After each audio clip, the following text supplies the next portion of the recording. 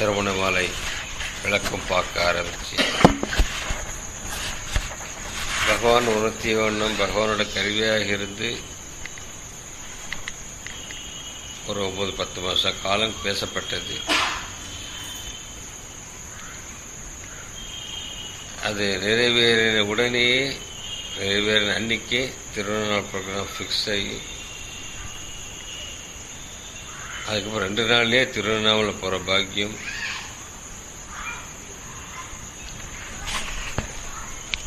எனக்கு கிடைத்தது. இங்கே இருக்கும் அத்தனை நண்பர்களும் என்னுடன் சேர்ந்தோ இல்லை அவர்கள் தனியாகவோ போயிட்டு வந்துட்டாங்க. ஒரே விதி விலக்கு நிக்கோலஸ் தான். நிக்கோலஸ் முயற்சி பண்ணார், ப்ரோக்ராம் போட்டார், அக்காமடேஷன் கிடைச்சிது, வேறு காரணங்களால் போக முடியாமல் போயிடுச்சு. நம் காரியம் சரியாக இயங்கிக் கொண்டிருக்கிறது என்பதற்கு இதுவே அத்தாட்சி. சிரவணமாலை பூர்த்தியான உடனே இனிமேல் திருவண்ணாமலைக்கு போக மாட்டேன், போக முடியாது அப்படின்னு நிலையில் இருந்த என்னையும் இழுத்து கொண்டு போய் ஒரு 10-12 நாள் இருக்க வச்சு இன்னைக்கு காலையில் தான் வந்து சேர்ற மாதிரி ஆச்சு.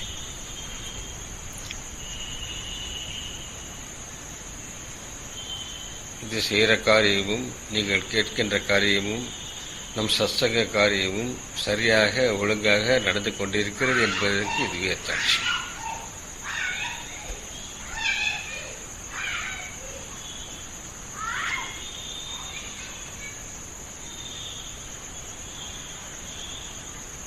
அந்த சந்தோஷத்தோடு திருவண்ணாமலை போயிட்டு வந்து அந்த மன நிறைவோடு பகவானின் அடுத்த உபதேசமாகிய நேரடி உபதேசமாகிய ஒரே சமயத்தில் முழுமையாக எழுதி முடிக்கப்பட்ட ஒரே நூலாகிய உபதேச உந்தியாருக்குள் நுழைவதற்கு பகவானை அனுமதி கேட்டு பிரார்த்தித்து துவங்குவோம்.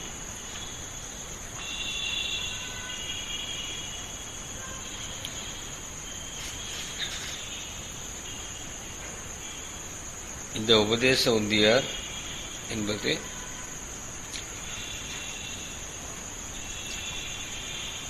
ரமண சந்நிதி முறை என்ற நூலை முருகனார் சுவாமிகள் எழுதி கொண்டிருந்தார்.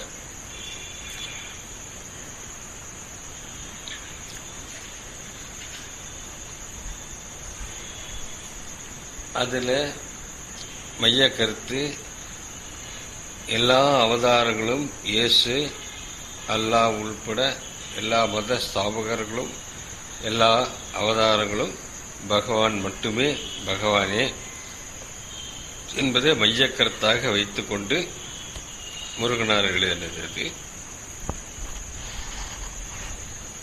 அதில் உந்தீபர என்ற பாணியில் சில பாடல்கள் எழுதப்பட்டிருக்கிறது.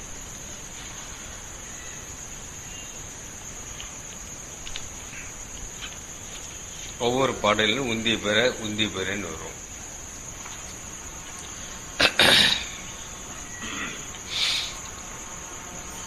உந்தீபர என்றால் அது ஒரு பாடல் அமைப்பு. வெண்பா கலி வெண்பா அப்படிலாம் சொல்றோம் இல்லையா, அது மாதிரி ஒரு பாடல் அமைப்பு. உந்தீபர என்பதற்கு இன்னொரு அர்த்தம், பெண் குழந்தைகள் கையை ஆட்டி ஆட்டி விளையாடுற ஒரு விளையாட்டு.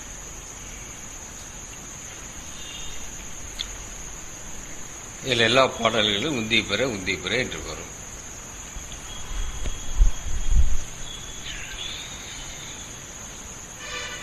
பறவை பறக்கிற மாதிரி இப்படி கையை ஆட்டி விளையாடுவாங்க பெண் குழந்தைகள். இந்த காலத்தில் இல்லை, இந்த காலத்தில் கம்ப்யூட்டரில் தான் விளையாடுறாங்க. நான் சொல்றது அந்த காலத்தில். இப்படி முருகனார் சுவாமிகள் பாடல்கள் எழுதி கொண்டு வரும் பொழுது ஒரு கட்டத்தில் சிவபெருமான் உபதேசம் செய்த பகுதி வருகிறது.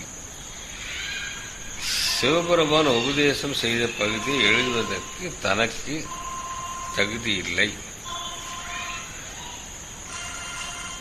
அந்த தகுதி ரமண பகவானுக்கு மாத்திரமே உண்டு என்று அவர் ரமண பகவானிடம் விண்ணப்பித்துக் கொண்டார்.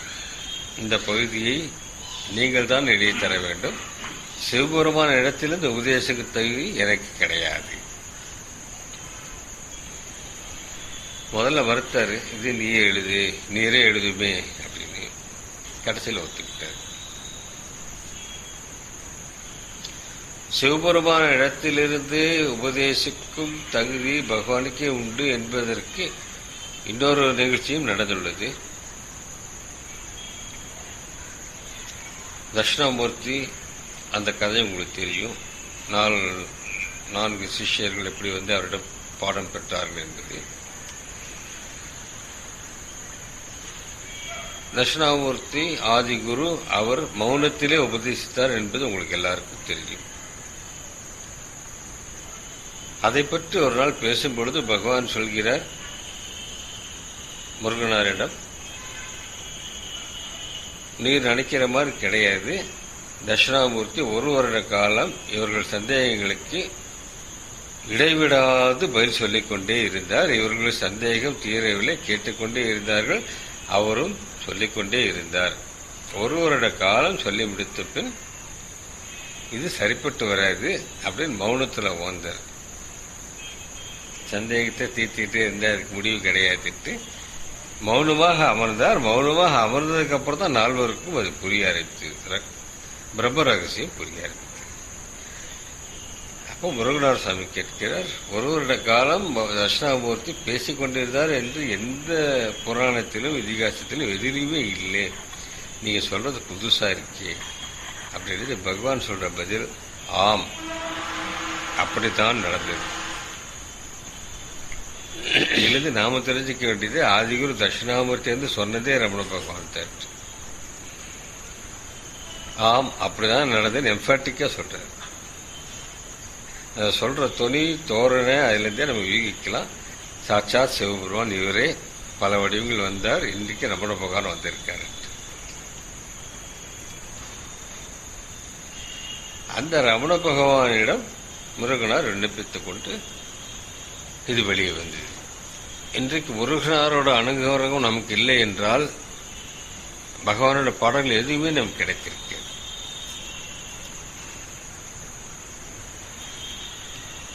உபதேச உந்தியார் மட்டுமல்ல, உள்ளது 40 வந்திருக்கிறது.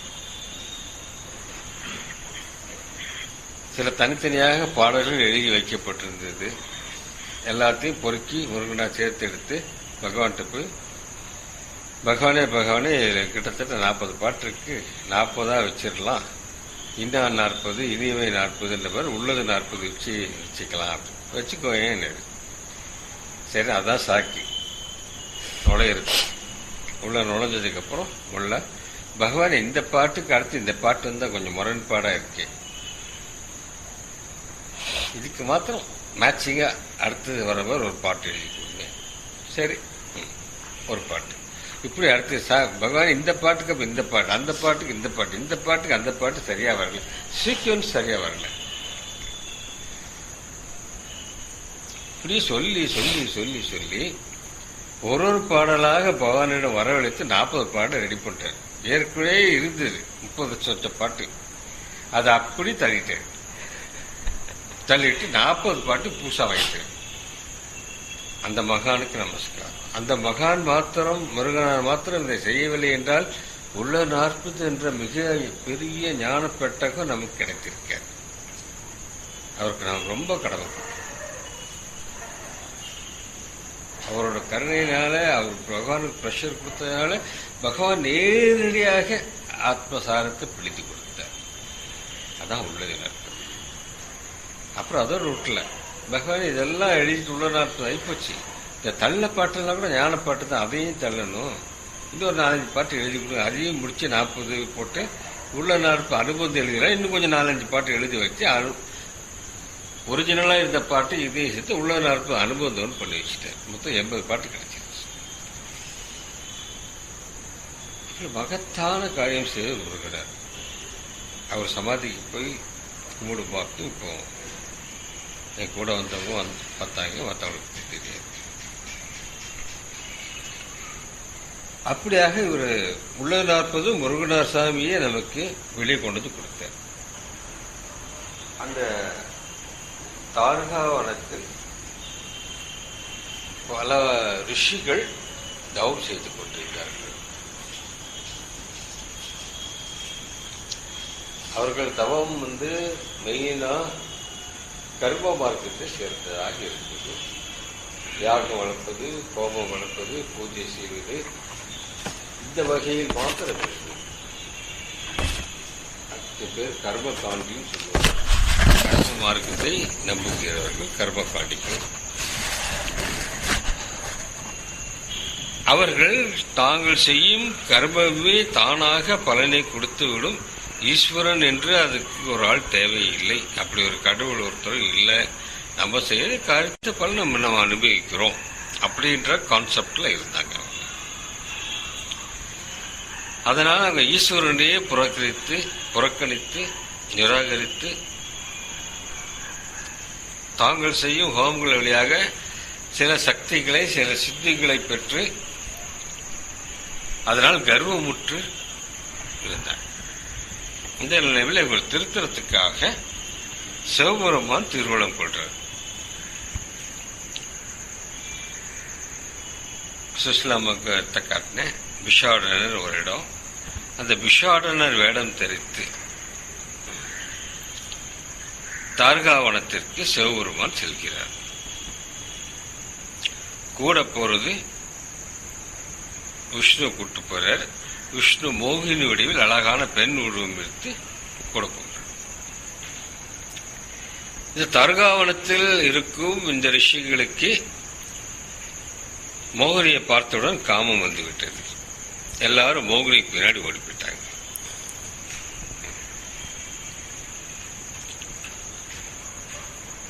அந்த ரிஷி பத்தினிகள், ரிஷியோட மனைவிகள் என்ன செஞ்சாங்கன்னா சிவபெருமானால் ஈர்க்கப்பட்டு இவருக்கு முன்னாடி வந்து நிற்கிறாங்க. அப்ப ரிஷிகளுக்கு கோபம் வருது. இவன் யார் நம்ம பத்தினிமாரெல்லாம் பிடிச்சி ஈர்த்துட்டு இருக்கிறான் அப்படின்னு கோபம் வயப்பட்டு சிவபெருமான் என்று கூட உணராமல் சிவபெருமானை அழித்து விடுவோம் என்ற அந்த அளவுக்கு செருக்கோடு அவர்கள் ஹோமம் வளர்த்து பலவிதமான கருவிகளை ஏற்படுத்தி ஏவுகிறார்கள் சிவபெருமான் மேல். யானையை ஏவுறாங்க, அதை பிடிச்சு அதை தோலை உரிச்சு ஒரு ட்ரெஸ்ஸா போட்டுக்கிட்டார் சிவபெருமான். புலியை ஏவுறாங்க, அதை பிடிச்சு கிழிச்சு அந்த தோலை இடுப்பில் கட்டிக்கிறார். புலித்தோலை அரைக்க செஞ்சு. மானை ஏவுறாங்க. மானிக்கிற கருவி ஹோமத்திலிருந்து ஏற்பட்ட சக்தி வாய்ந்த கருவி. மானை பிடிச்சி ஒரு கையில் வச்சுக்கிறார். தீ ஏவுறாங்க, தீயை பிடிச்சி இன்னொரு கையில் பிடிச்சிக்கிறார். இப்படியாக அவர்கள் திருசூலம் ஒவ்வொரு கருவியா ஏவிக்கிட்டே இருக்காங்க. அத்தனையும் அவர் கையில பிடிச்சிட்டு அவர் பாட்டுக்கு எதுவும் அவரை பாதிக்கல. அப்ப அவங்களுக்கு பயமும் நடுக்கமும் ஏற்பட்டு சிவபெருமானிடம் சரணடைகிறார். தப்பு செஞ்சிட்டோம், அபச்சாரம் செஞ்சிட்டோம், சிவபெருமான் தெரியாம நாங்க செஞ்சிட்டோம், மன்னிக்கணும். எங்களை மன்னிக்கிறது மாத்திரம் இல்லை, எங்களுக்கு நாங்க எப்படி இருந்தா சரியோ அப்படி இருக்கிறதுக்கு உபதேசம் பண்ணி அருள்பாலிக்கணும் அப்படின்றப்போ, அப்படி சரணாகதி பண்ணி கேட்கிறப்போ சிவபெருமான் அவர்களுக்கு அருளிய பகுதி தான் இந்த பகுதி. சிவபெருமான் அந்த ரிஷிகளுக்கு அருளிய இந்த பகுதி முருகனார் தான் எழுத தனக்கு தகுதி இல்லை என்று பகவானை எழுதத்துள்ள சாட்சாத் சிவபெருமானாகிய நம் பகவான் அதை எழுதி அருள்பாலித்தார். இப்படி உண்டானதுதான் இந்த உபதேச உந்தியார். இது பின்னால் தெலுங்கிலும் மலையாளத்திலும் சமஸ்கிருதத்திலும் மொழிபெயர்க்கப்பட்டது. அதுவும் பகவானே தான் மொழிபெயர்த்தார். அதற்கு பெயர் உபதேச சாரம் என்று பெயர். இந்த உபதேச உத்தியாரில் நாம் ஏற்கனவே பார்த்திருக்கோம். நம்ம புராதன மதத்தில் இறைவனை அடைவதற்கு 4 வழிகள் சொல்லப்பட்டிருக்கிறது. ஒன்று கர்ம மார்க்கம், இரண்டாவது பக்தி மார்க்கம், மூன்றாவது யோக மார்க்கம், நான்காவது ஞான மார்க்கம் என்று. இந்த 4 மார்க்கங்களையும் சாரத்தையும் பகவான் சுருக்கி கொடுத்திருக்கிறார். இதுல என்ன பியூட்டின்னு கேட்டீங்கன்னாக்கா, பகவானோட இது உங்களுக்கு தெரியும், அவரோட ஞான மார்க்கம். மீதி எல்லா மார்க்கத்தையும் ஒரு 10-15 பாட்டில் முடிச்சுட்டார். முதலியே சுருக்கமாக சொல்லி முடிச்சுட்டு மீதி எல்லாம் அவரோட மார்க்கத்தை சொல்றதுக்கு அவர் பயன்படுத்தியிருக்கார். மீதி 3 மார்க்கங்களை சேர்த்து ஒரு 15 பாட்டுனாக்கா ஒரு 15 பாட்டு, மீதி 15 பாட்டு ஞான மார்க்கத்தை பற்றி எல்லாமே இல்லை அடங்கியிருது. அஷரவண மாலை பார்த்து முடித்த நாம் இப்பொழுது இந்த உபதேச உந்தியாருக்குள் நுழைந்து இதில் திளைத்து பகவான் வேண்டிய சக்தியை கொடுக்கும் பட்சத்தில், பகவான் ஆணையிடும் பட்சத்தில் உள்ளதற்குள் செல்வோம் என்று அறிமுகத்தோடு உபதேச உந்தியாரில் காலையில் எடுத்துப்போம். நினைச்சுக்கிங்க, கேள்வி இன்னும் ஞாபகம் இருக்கு. தேனி வளர்க்கலாமான்னு கேட்டிருந்தீங்க. இதுக்கு நான் சத்சங்கத்தில் பதில் சொன்னால் நல்லா இருக்கும்னு சொல்லி நினச்சி தள்ளி தள்ளி போட்டு 1 மாதம் 1.5 மாதமே தள்ளி போயிடுச்சு.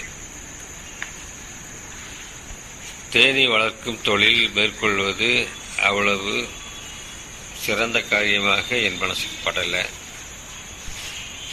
காரணம், இந்த பாடம் நீங்கள் கேட்டிருக்கீங்களா இல்லையா தெரியாது. சாமானிய மனுஷ தர்மங்கள் பார்த்துருக்கோம். அதில் ஃபர்ஸ்ட் பாயிண்ட்டு அகிம்சை, 2வது பாயிண்ட்டு சத்தியம், 3வது பாயிண்ட்டு அஸ்தேயம் அல்லது அபரிகிரகம், 4வது பாயிண்ட்டு சௌசம், 5வது பாயிண்ட்டு புறநடக்கம். இது பார்த்துருப்போம்.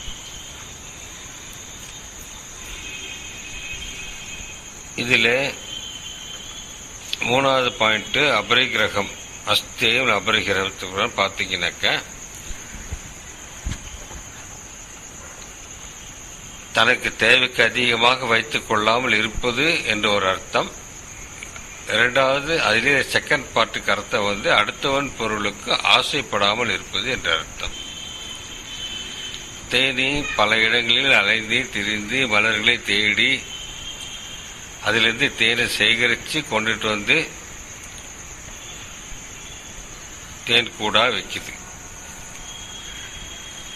அதை எடுத்து பயன்படுத்தலாமான படுத்தலாம். கோயில்களில் ஆராதனைக்கும் அபிஷேகத்திற்கும் பயன்படுத்தப்படுகிற தேன் மிக மிக உயர்ந்த மருந்து, மருத்துவ குணங்கள் மிக அதிகமாக உள்ளது.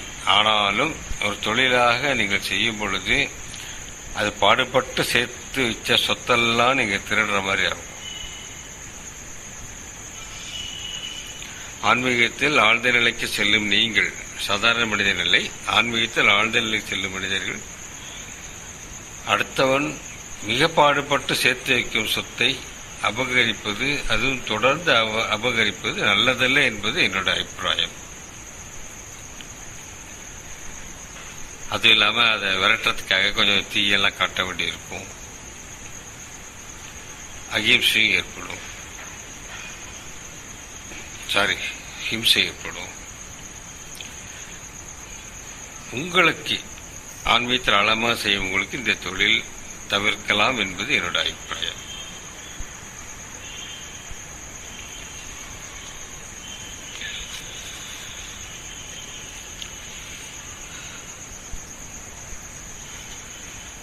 ரமண மகா கருணையினால் உபதேச உந்தியார்கள் நுழைவோம்.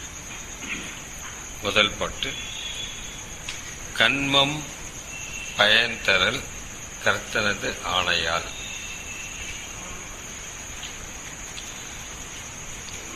கண்மம் கடவுளோ உந்தி வர, கண்மம் சடபதால் உந்தீபர. கண்மம் என்றால் கர்மம். கர்மத்தை தான் கண்மம் போட்டு. கர்மம் என்றால் காரியம், ஆக்ஷன். என்ன கர்மம், என்ன ஆக்ஷன்? நம்ம செய்யற எல்லாமே கர்மம் தான், நம்ம செய்யற எல்லாமே ஆக்ஷன் தான்.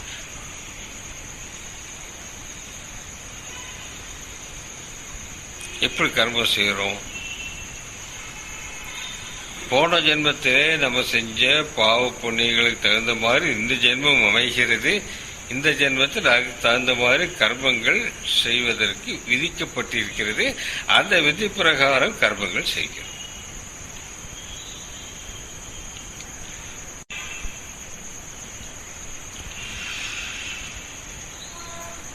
கர்மம் ஏன் செய்யறோம்? ஆசைப்பட்டு செய்யறோம். ஆசைப்பட்டு கர்மங்கள் செய்கிறோம். அந்த கர்மங்களுக்கு பார்த்து நல்ல பலன் கெட்ட பலன் ரெண்டையும் சேர்த்து தலைவிதி. திருப்பி அதுக்கு பேரு கர்மா தான். கர்மா என்று பகவான் விதித்து விடுகிறார். அந்த கர்மாவை கழிப்பதற்காக ஜென்மம் எடுக்கிறோம். அந்த ஜென்மத்தில் அந்த கர்மாவை கழிக்கிறோம். ஒரு உடம்பு எடுக்கும் பொழுது அதற்கு என்னென்ன கர்மாக்கள் எப்பொழுது எப்படி எப்படி கழிக்க வேண்டும் என்று தீர்மானிக்கப்பட்டு அந்த உடம்பு வருகிறது. அந்த கர்மங்கள் நிறைவேற்றின அடுத்த க்ஷணம் அந்த உடம்பு இறந்து விடுகிறது. இதுதான் நடக்குது. 80 வயசு 90 வயசு 100 வயசு இருக்கான். ஒரு குழந்தை 3 வயசு 2 வயசுல செத்து போகுது. 30 வயசுல சாவறான். அந்த உடம்புக்கு என்ன கர்மா ஏற்ற வேண்டும் என்று பகவான் தீர்மானிக்கிறாரோ அந்த கர்மாவை அந்த உடம்பு ஏற்றோடு செத்து விடுகிறது. நோயால் சாவது கிடையாது. அதற்கு உலக ரீதியா ஒரு காரணம் சொல்லணும். அதுக்கு ஒரு நோய், அதுக்கு doctor heart attack, cerebral haemorrhage, ஏதாவது ஒரு பேர் சொல்லணும். நடக்கிறது என்னன்னாக்கா பகவான் முடிப்போற அந்த தருணத்தில் அந்த உடம்பு விழுந்து விடுகிறது. ஏனென்றால் அதோட வேலையை முடிந்து விட்டு பூச்சிகளையும் புழுக்களையும் பறவைகளையும் பட்டாம்பூச்சியையும் பாருங்க, சடனா விழுந்து செத்து போயிடும். அதோட வேலை முடிஞ்சு. அதுக்கு எந்த நோயும் வந்து சாகுறது, எந்த டாக்டர் ட்ரீட்மெண்ட் கொடுத்து சாகுறது இல்லை. இது ஏது நமக்கு இந்தந்த கர்மங்கள் இயற்றப்பட வேண்டும் என்று பகவான் தீர்மானிக்கிறார். அந்தந்த கர்மங்களுக்கு யார் யார் கருவி என்பதை பகவான் நிர்மாணிக்கிறார். அந்தந்த காரியத்துக்கு உண்டான அந்தந்த கருவிகள் அதோட கர்மா முடிந்தவுடன் இறந்து விடுகிறது. இது தவிர்க்க முடியாத நிலை. அப்படி இருக்கும் சாவை பற்றி யோசிக்க வேண்டியது இல்லை. என்னைக்கு இதோட கர்மா முடிகிறது அது அன்றைக்கு விழுந்து, அது வரைக்கும் ஒழுங்காது. 100 தடவை கத்தில குத்துனா கூட பொழைச்சிக்கும்.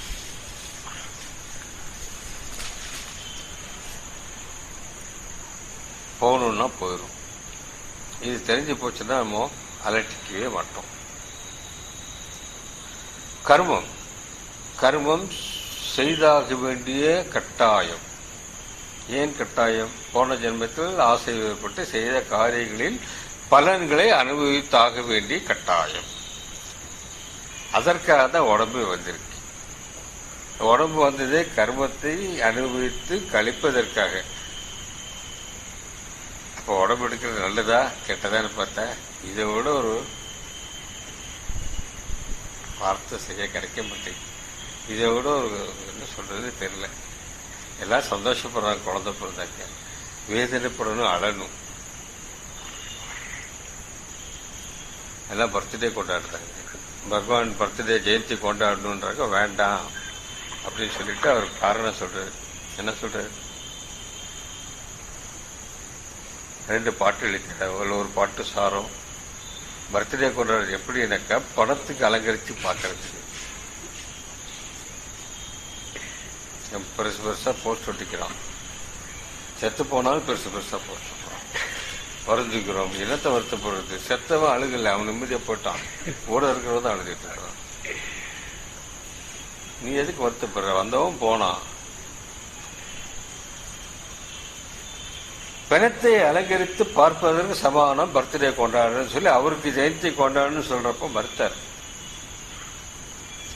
பக்தரோட கம்பல்ஷன் ஆஸ் யூஷுவல் பகவான் ஏற்றுக்கிட்டார். பிறந்த அன்னைக்காச்சும் ஏன் பிறந்தோன்னு அழுகுன்ற, பிறந்த அன்னைக்கா ஏன் பிறந்தோம் அழுகுங்க,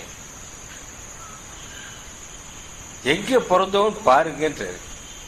இதெல்லாம் பகவான் வாக்கு நான் சொல்றேன், என்னோட வாக்கு கிடையாது. எங்க பிறந்தோம்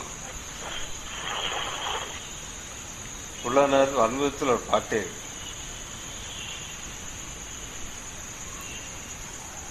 எக்ஸ்டெம்போரா சொல்ல வரல, எல்லாம் பாராயணம் ரொம்ப வருஷம் ஆகிப்போச்சு. பிறந்த தேவன் என்று பேணி பிறந்தான், அவனே பிறந்தான், அது மாதிரி ஒரு பாட்டு.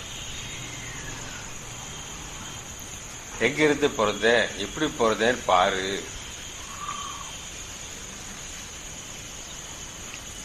இது பிறந்ததுனாலதான் ஆசைப்பட்டோம், ஆசைப்பட்டதுனாலதான் காரியங்கள் செஞ்சோம், காரியங்கள் செஞ்சனாலதான் கர்மா வந்தது, கர்மாவை கழிக்கிறதுக்காக திருப்பி திருப்பி வேலை செய்யறோம். இதுதான் விஷயம். It's a vicious circle. It's a vicious circle, never ending circle.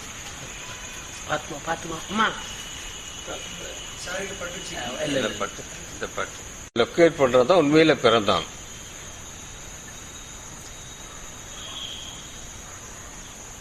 நம்ம எங்க இருந்து பிறந்தோம், கண்ணு தெரியல,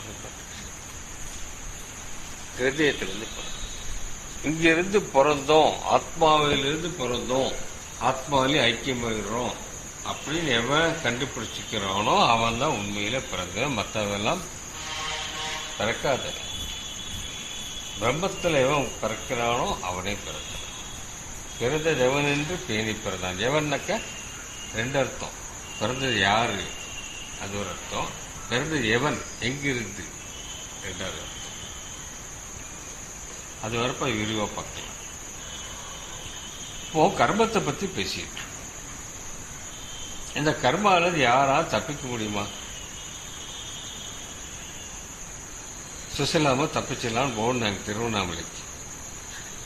என்னாச்சு, எல்லா கேஸும் பெண்டிங் வச்சு ஃபோன் மேல ஃபோன். நீங்க வரலையா, பரவாயில்ல, என்னைக்கு வரீங்க, அன்னைக்கு போஸ்ட்போன் பண்ணிக்கிறோம் சார்.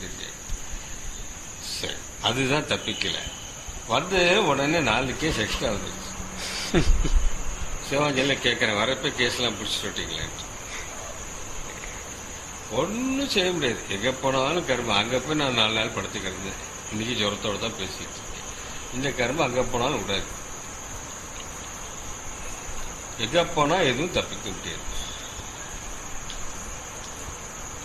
அப்பேற்பட்ட கர்மால ஏன் மாட்டிக்கிட்டோம்? ஆசை விட்டு மாட்டிக்கிட்டோம். ஏன் ஆசை ஏற்பட்டோம்? மாயினால் ஆசை ஏற்பட்டோம். அப்போ கர்மா எப்படி வந்துச்சு? நான் பிறந்ததுனால கர்மா வந்துச்சா, கர்மா வந்ததுனால நான் பிறந்ததுனால கேள்வி கேட்க செந்தில் ரெடியா இருக்கேன்.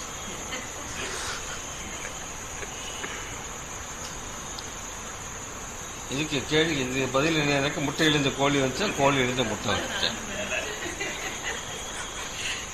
இதுக்கு என்ன உண்மையான பதில்னாக்க, பிரம்மம் என்று எப்பொழுது தோன்றிற்றோ மாயை என்பது அப்பொழுதே தோன்றிவிட்டோம்.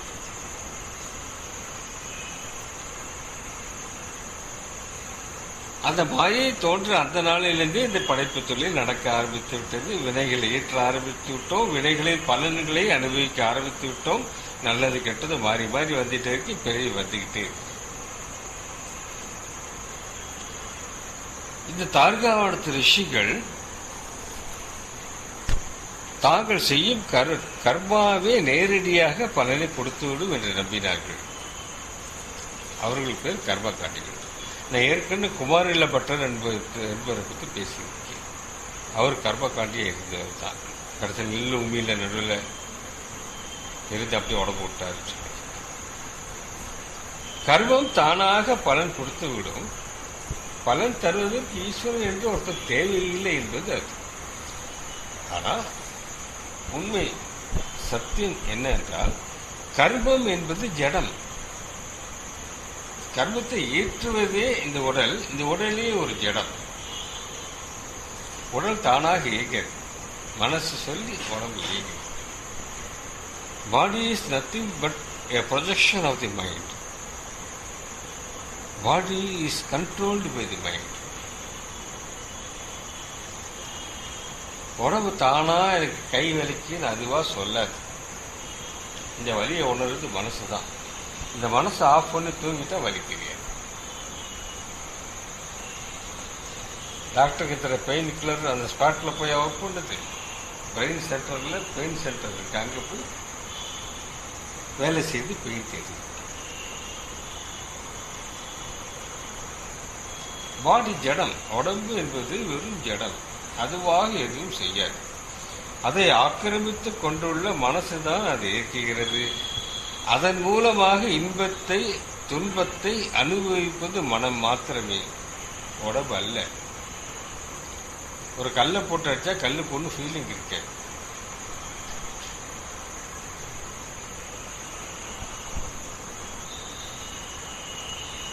அப்படி இருக்கிறப்போ இந்த ஜடமாகிய உடம்பு வைத்துக் கொண்டு செய்யப்படும் காரியங்கள் எல்லாமும் ஜடமே. ஜடத்தால் செய்யப்படும் காரியங்கள் உயிரோட்டம் உள்ளதாக இருக்க முடியாது, அதுவும் ஜடமே.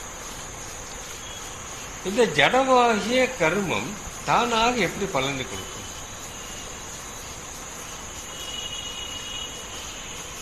உதாரணத்துக்கு இந்த உடம்பு அடிக்குதுன்னு முடிவு போன்றது இது என்னோட மனசு. இந்த உடம்பு தானாக இந்த உடம்பு அடிக்காது. ஏன்னா இது ஜடம், அது ஜடம். ஜடம் தானாக காரியம் ஏற்றாது. ஜடத்தால் செய்யப்படும் சகல காரியங்களும் ஜடமே. அப்போ அதோட பலன்கள் எப்படி அதுவா வரும்?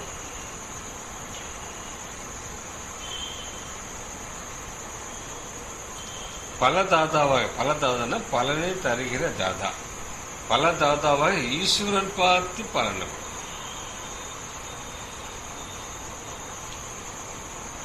ஈஸ்வரன் பார்த்தா கர்மத்தை விதிச்சான், அதான் தலையில். அது பிரகாரம் நாம் இயங்கிக் கொண்டிருக்கிறோம். இயங்கிக் கொண்டிருக்கும் பொழுது அதோட பலாபலன்களை திருப்பி ஈஸ்வரன் பார்த்து திருப்பி மேற்கொண்டு பலனை கிடைக்கலாம். இதுதான் நடக்குது. ஈஸ்வரன் ஒருத்தன் இல்லாட்டி எதுவும் நடக்காது. ஈஸ்வரன் என்பது நாம் கடவுள் என்று எடுத்துக்கணும். ஈஸ்வரனுக்கு கடவுள், அல்லாஹ், இயேசு எப்படின்னு வச்சுக்கீங்க. கர்த்தர் வார்த்தை அழகா இருக்கு. கர்த்தவியம் இல்லாம செய்யணும். கர்த்தர் அவரு தான் எல்லாம் ஆட்டி வைக்கிறார். நாம் பொம்மைகளாக கருவிகளாக இந்த ஆடுகிறோம். அதனால் கர்த்தர் என்ற வார்த்தை மிகவும் நல்ல வார்த்தை. அவரு தான் கர்த்தர், நம்ம கர்த்தர் இல்லை. அவர் சொல்ற பிறகு ஆடுற கருவி, அவ்வளவுதான். அப்போ இந்த கர்மங்களை காரியங்களை பார்த்து பலன் தருவதற்கு பலதாதாவாகிய ஈஸ்வரன் கண்டிப்பாக தேவைப்படுது. அது தேவையில்லை என்றுதான் இந்த தார்காவனத்து ரிஷிகள் தப்பான வழியில் சென்று கொண்டு சில சித்திகள் பெற்றுவிட்ட காரணத்தினாலே இருமப்படைந்து கிடந்தார்கள். அவர்களை திருத்துவதற்காக பகவான் இந்த உபதேசத்தை கர்மம் பயன் தரல் கர்த்தனது ஆணையால். கர்மம் பயன் தருவது கர்த்தனாகிய இறைவனோட ஆணையால், அவர் விதித்த பிரகாரம், அவர் தலையில் எழுதி வைத்த பிரகாரம், பிராரப்த பிரகாரம், அவரவர் பிராரப்த பிரகாரம் அதற்கானவன் ஆங்காங்கிருந்து ஆட்டிவிப்பன். என்றும் நடவாதது என் முயற்சிக்கிலும் நடவாதது, நடப்பது என் தடை செய்யிலும் நில்லாது, இதுவே திண்ணமாகளின் மௌனமாய் இருக்கேன் என்று. யாரோ ஒருத்தர் கேட்டாங்க, மௌனமா இருக்கனா பேசாம இருக்கிறதா? திருவண்ணாமலை வச்சு யாரோ கேட்டாங்க. யாருங்க நீங்க யாரை கேட்டீங்க? வேற யாரும் கேட்டு. மௌனமா இருக்குன்னா வாய் மூடிட்டு மௌனம். அந்த மௌனத்தை பகவான் சொல்லல, வித்தவுட் ரியாக்டிங். Without react. மௌனமா எடுத்தா மௌனமா சகிச்சுக்கிறது. பகவான் எப்படி நடத்துறாரோ அப்படி ஏத்துக்கிறது. அதுக்கு எதிர் நடவடிக்கை எடுக்காமல், without trying to alter what has been ordained for you. உங்களுக்கு என்ன விதிக்கப்பட்டிருக்கோ அதை மாற்றுவதற்கு முயற்சிக்கு முயற்சி செய்யாமல் அதை அப்படியே இறைவன் ஆணையாக இறைவன் விதித்த வண்ணம் அப்படின்னு ஏத்துக்கிறது. ஏன்னா ஆல்டர் பண்ண முயற்சி ஆல்டர் ஆகிற மாதிரி தெரியுமா ஆல்டர் ஆகுது.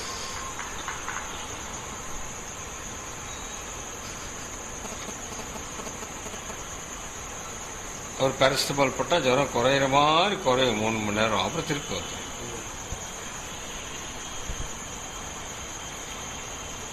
அதை நேற்று போட்டுக்கலாம், தப்பு இல்லை. ஆனால் ஒன்றும் செய்ய முடியாது. படம் என்ன படணும் பட்டுதான் ஆகணும், ஒன்றும் மாற்ற முடியாது. மாற்ற முடியாததை மாற்ற முயற்சிக்கிறது அறியாமை. தயானந்த சரஸ்வதி சாமி சொல்லி எனக்கு இந்த விவேகத்தை அவரோட பிரார்த்தனைகள் எனக்கு இந்த விவேகத்தை கொடுக்குது. மாற்ற முடியாததை மாற்ற முயற்சிக்கிற அந்த நேச்சரை மாற்றி கொடு. மாற்ற முடியாத நான் ஏன் மாற்ற முயற்சிக்கணும்? எப்படி மாற்ற முடியாது? மாற்ற முடியாததை போய் எதுக்கு மாற்ற முயற்சிக்கணும்? பாறையில் எப்ப தலையை உடச்சிக்கிற பார்த்தா எதையும் மாற்ற முடியாது. ஏன்னா விதிக்கப்பட்டாச்சு. நம்மளே வச்சிருந்தா நம்மளே மாற்றிக்கலாம். விதிச்சு ஈஸ்வரன் நம்ம எடுத்துப்பாடு. எப்படி மாற்ற முடியும்? எப்படி மாற்ற முடியும் சொல்லுங்க? நமக்கு மேம்பட்ட ஒரு சக்தி நிர்ணயம் பண்ணி விதித்த பிறகு நம்மால் அதை எப்படி மாற்ற முடியும்?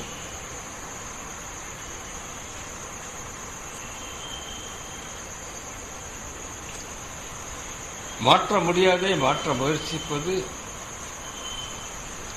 விவேகமற்ற செயல். Accept things, accept people as they are given to you. இனி ஒவ்வொரு மூமெண்ட்லயும் பகவான் உங்களுக்கு வாழ்க்கை எப்படி நடத்தி கொடுக்கிறோ அப்படி ஏற்றுக்கொள்ளுங்கள். இதுதான் சரணாகதி. இப்படி செஞ்சுட்டா சரணாகதி ஓவர். ஒவ்வொரு நொடியும் உங்களுக்கு வாழ்க்கை எப்படி கொடுக்கப்படுகிறதோ அப்படி ஏற்றுக்கொள்ளுங்கள். ஏன்னா உங்களால் மாற்ற முடியாது. மாற்ற முயற்சி பண்ணி 90 வயசு வாழ்ந்து செத்து போயிடுவோம். இதுதான் நடக்கும். நமக்கு இருக்கிற ஒரே சுதந்திரம் ஒழுங்குபட்டு நம்ம யாரும் தெரிஞ்சுக்கிறது. அந்த சுதந்திரத்தை மாத்திரம் யாரும் பயன்படுத்துறதே கிடையாது. எங்க சுதந்திரமே கிடையாது அங்கதான் போய் முட்டி வாழ்க்கை வீணாக்கிட்டு இருக்கோம் ஜன்மாந்திரங்களா. ஏன்னா கர்மம் காரியம் பயன் தருவது கர்த்தனது ஆணையால், நம்மளோட ஆணையினால் கிடையாது. அதை கர்த்தனாகிய இறைவனே பார்த்து மாத்தினாதான் உண்டு. அதுக்கு தான் பிரார்த்தனை பண்றோம். நமக்கு மேம்பட்ட சக்தி செஞ்சதை நம்மளால மாற்ற முடியாது. நமக்கு இருக்கிற அல்ப சக்தியும் அந்த பெரிய சக்தி கொடுத்துருக்கு. அந்த பெரிய சக்தி ஒரு டிராப் சக்தி நமக்கு கொடுத்துருக்கு. அதை வச்சு ஆட்டமா ஆடுறோம். இங்க விதிச்சதோ அந்த பெரிய சக்தி. அதை போய் நம்ம எப்படி மாற்ற முடியும்? பிரார்த்தனை பண்ணலாம், மன்றாடலாம், மாற்றி கொடுத்தாயே பகவானேன்னு கெஞ்சலாம், கூத்தாடலாம். மாற்றுவாரா? 99% மாற்ற மாட்டார். கடவுள் மார்வாடி ஈட்டிக்காரன் என்னமோ சொல்றாங்களே, அவரோட பயங்கரமான ஆள். பட்டாணி என்னமோ சொல்றாங்களே, அந்த வட்டி அவனாச்சும் ஒரு காலத்து இறக்கி சேர்ப்போ அப்படின்னு 100 ரூபா விட்டு கொடுப்போம். பகவானோட மாட்டேன். அவர் கணக்குலேருந்து தப்பிக்கவே முடியாது. புளிஞ்சிருவார். புளியறப்பதான் தெரியும் எவ்வளவு பாவம் செஞ்சிருக்கோம். அது வரைக்கும் தெரியும்.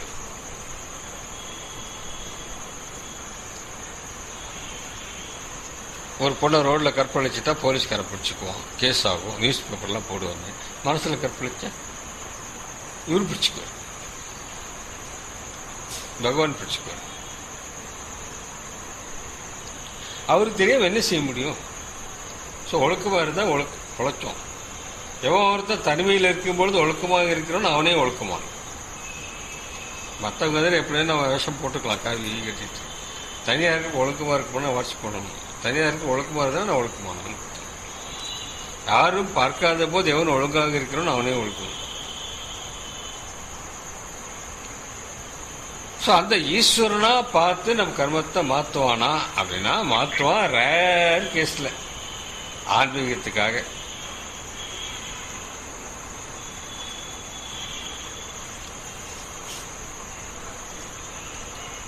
மற்றபடி அது எக்ஸப்ஷன் டு தி ரூல், விதி விலக்கு. விதி பிரகாரம் ஒன்றும் செய்ய மாட்டார். அவர் பாட்டு எழுதிட்டு அவர் என்ஜாய் பண்ணிட்டு இருப்பார், அங்கேருந்து பார்த்துக்கிட்டு இருப்பார். ஏன்னா அவருக்கு எந்த பாதிப்பும் கிடையாது. நமக்கு தான் இன்பம் துன்பம் அவருக்கு எல்லாம் ஒன்று தான். அவர் பார்த்துட்டு இருப்பார். அதனால பிழைக்கணும்னா நம்ம ஒழுங்கா இருந்து ஒழுங்கா கணக்கு அவர்கிட்ட கொடுத்தோம்னா அவர் பார்த்து கொஞ்சம் அனுகிரகத்தால அதிகமாக போடுவார். நம்ம தப்பா செஞ்சுட்டு போயிட்டு நல்லபடியா வாழ்க்கையை நடத்தி கொடு பகவானேனக்க, நீ ஒழுக்கமா இரு பையனே, அப்புறம் பார்க்கிறேன்னு வருது. கர்மம் பயன் தருது, கருத்து நாணயம் மாத்திரல, கர்மத்தை மாற்றக்கூட சக்தி அவருக்கு தான் இருக்கு, நம்ம கிட்ட இல்லைன்னு சொல்லுவார். ஆனால் இங்கே சொல்ல வர பாயிண்ட்டு கொஞ்சம் டிஃப்ரெண்ட் பாயிண்ட்டு. கர்மாவை பற்றி வந்ததுனால பேசிட்டு கண்மம் கடவுளோ உந்தீவிர. கண்மம் கடவுளா, காரியம் கடவுளா? கடவுளோட இயல்பு என்ன? பிரம்மத்தோட இயல்பு என்ன? எதுவும் என்னவும் செய்யாதது, எதுவும் என்னவும் செய்ய முடியாது. மகாசாமி டெஃபினேஷன். அது இன்ஆக்ஷன், டோட்டல் இன்ஆக்ஷன்ல இருக்கும். டோட்டல் அவேர்னஸோடு இருக்கும், ஆனால் டோட்டலாக இன்ஆக்டிவ் இருக்கும். பிரம்மம் அப்பேற்பட்ட இன்ஆக்ஷனா இருக்கிற பிரம்மம் கடவுளா? காரியமாற்றாம இருக்கிறப்போ இருக்குது. அப்படி இருக்கிறப்போ காரியம் கடவுளை இருமா? அப்பேற்பட்ட பிரம்மத்திலிருந்து பிரம்ம சக்தி வெளிவந்து பல்வேறு காரியங்களை நடத்தி வைக்கிறது நாம் செய்கிறோம்.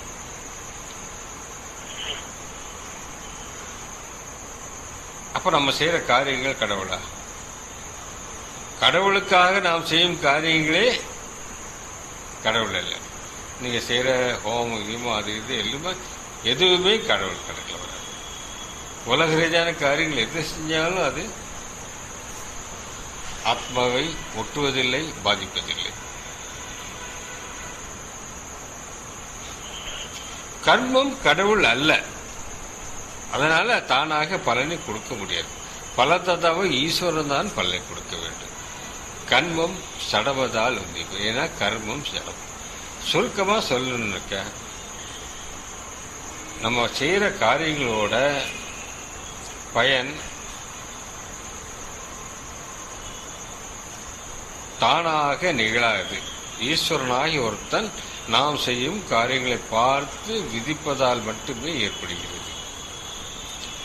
கர்மம் தானாக பலனை கொடுக்க முடியாது, ஏனென்றால் அது இடம். இதுதான் இந்த பாடலோட சுருக்கம். கர்மம் கடவுள் கிடையாது. கர்மம் கடவுள் கிடையாது. ஏன்? action can only result in action or reaction. Action can only result in action or reaction. Reaction or reaction. Action cannot give you liberation. நீங்க ஆக்ஷனை விட்டாதான் லிபரேட் ஆகும். அப்படி இருக்கிறப்போ ஆக்ஷன் எப்படி லிபரேஷன்? ஆக்ஷனை விட்டாதான் லிபரேஷன் கிடைக்கும்னாக்கா, செயல் புரிவதை நிறுத்தினால்தான் உங்களுக்கு மோட்சம் கிடைக்கும்னாக்கா, எப்படி செயல்படுவது உங்களுக்கு மோட்சத்தை கொடுக்கும், முக்தியை கொடுக்கும்? செய்கிற வேலைகளை நிறுத்தணும்.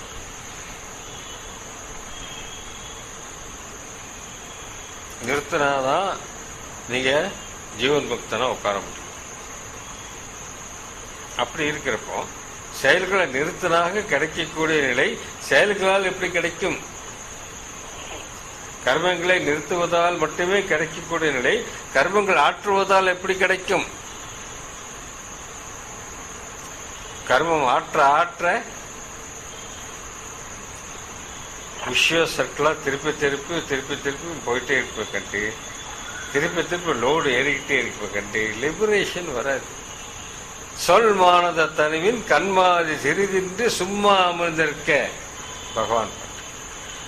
சொல் வாக்கு, மானத மனசு, தனு உடம்பு. சொல் மானத தனிவின் மனசு வாக்கு காய். கண்மாதி சிறிது, கண்மாதின்னு இதேதான் செயல்கள் கர்மம். சொல் மனசு வாக்கு காயத்தோட கர்மங்கள் செயல்கள் கொஞ்சம் கூட இல்லாம சும்மா அமர்ந்துருது. ஏன்னா ஆத்ம ஜோதி பிரகாசிக்கும் பகவான் சொல்றார். மூணும் நிக்கணும். மனசு நிக்கணும். மனசு நின்றுச்சுன்னா பேச்சு நின்று போகும், உடம்பு நின்று போகும். இதுக்கு பேர் தான் சமாதி.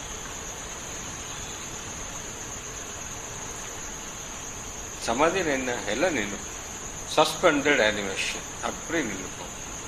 வாயில சோறு வச்சு அடுத்த நாள் வாயில சோறு அப்படி உடம்பு எங்க பேசாது, சிந்திக்க. உடம்பு இருக்கிறதே உலகம் இருக்கே தெரியாம நிஷ்டையில கிடப்பாங்க. இது மூணு நிறுத்திட்டாக்க அதான் சமாதி.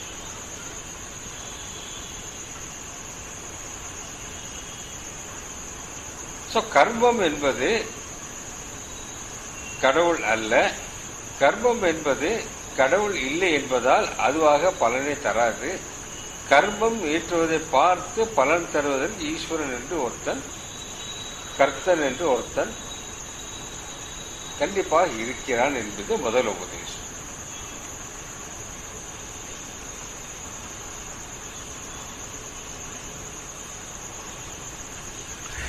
இப்போ நல்ல காரியமெல்லாம் செஞ்சுட்டே இருக்கட்டுமா?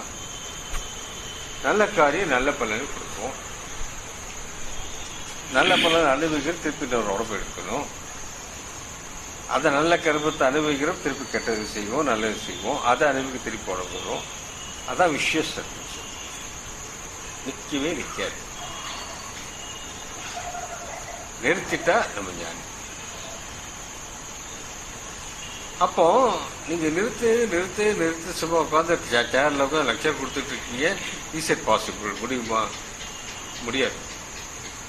முடியாதுக்கு எவ்வளவு நேரம் பேசுன நீ?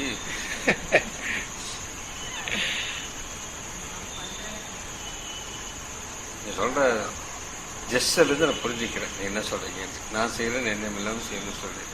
காது கேட்காட்டு ஏதோ ஒரு வகையில் பகவான் புரிய வச்சிடுறேன். பாவனையே மாத்தம். நான் செய்கிறேன் என்ற எண்ணம் இல்லாமல்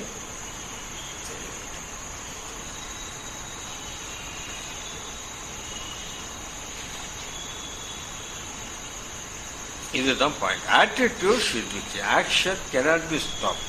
But attitude towards action should be changed. இதான் உலகத்தாருக்கும் நமக்குள்ள வித்தியாசம். நான் செய்கிறேன் என்ற எண்ணம் இல்லாம கர்த்தர் இறைவன் கருவியாக இருந்து செயல்படுகிறேன். கர்த்தர் ஆட்டு வைக்கிறார், நான் ஆடுகிறேன். அவ்வளவுதான்.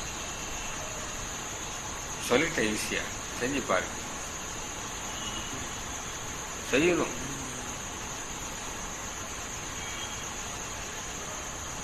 இதுதான் கர்மயோகத்தோட சாரமே.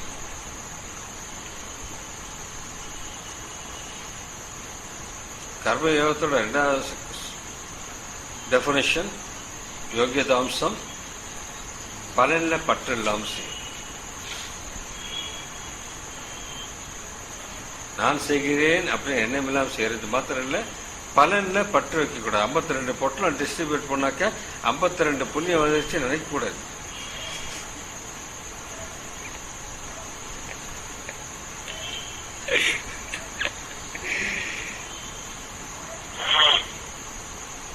புரியல? புரிஞ்சுதா? நீங்க 22 தான். நீங்க 22 கடையில் இந்த பிச்சைக்காரன் மாத்திரம் விட்டீங்க. இந்த பிச்சைக்காரன் யாரு போடல? என்னையும் விட்டுட்டாங்க சார். இந்த பிச்சைக்காரன் நீ சம்பாதிக்கிறேன்.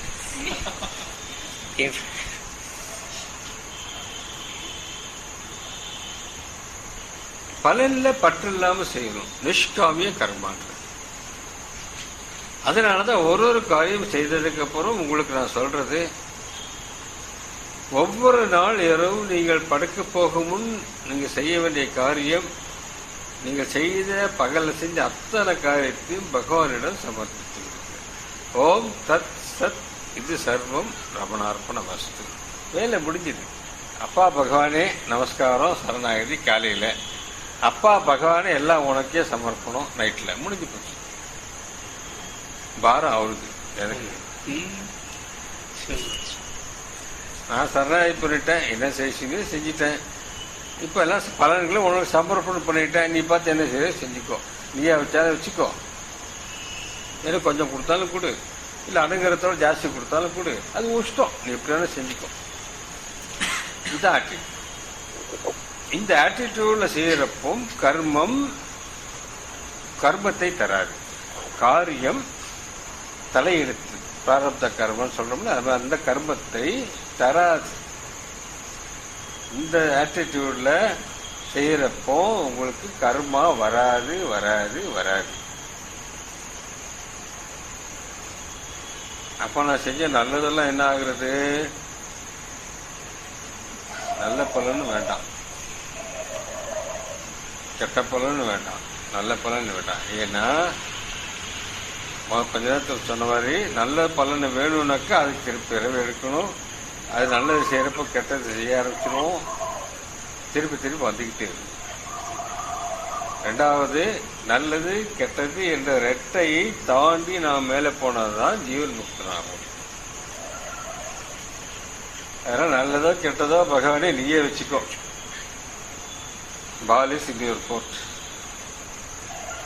பர்டன் இஸ் யுவர்ஸ் அப்படின்னு கொடுத்துட்டா ப்ராப்ளம் சால்வ். ஆனந்தமயமான வட இந்தியாவில் ஒரு பெரிய ஞானி இருக்காங்க. அவங்க பகவான் சன்னிதிக்கு வந்து பகவான் சமாதிக்கு போனா ஹே பகவான் ஹே பகவான் பாட்டெல்லாம் பாடிட்டு போனாங்க. பெரிய ஞானி. அவங்க சொல்றாங்க, நீங்க செய்யற புண்ணியத்தோட பலன்களை நீங்க வச்சுக்காதீங்க, நீங்க எப்ப வேணா இழந்துருவீங்க, உங்களுக்கு பத்திரமா வச்சுக்க தெரியாது. அப்பப்போ பகவான்கிட்ட கொடுத்துருங்க, ஆண்டவன்கிட்ட கொடுத்துருங்க. அவர் பத்திரமா வச்சிருந்து பேங்க்ல இன்ட்ரெஸ்டோட எப்படி தர மாதிரி அவர் அனுகிரகத்தோட உரிய நேரத்தில் கரெக்டாக கொடுப்பாரு, இழப்பு ஏற்படாது.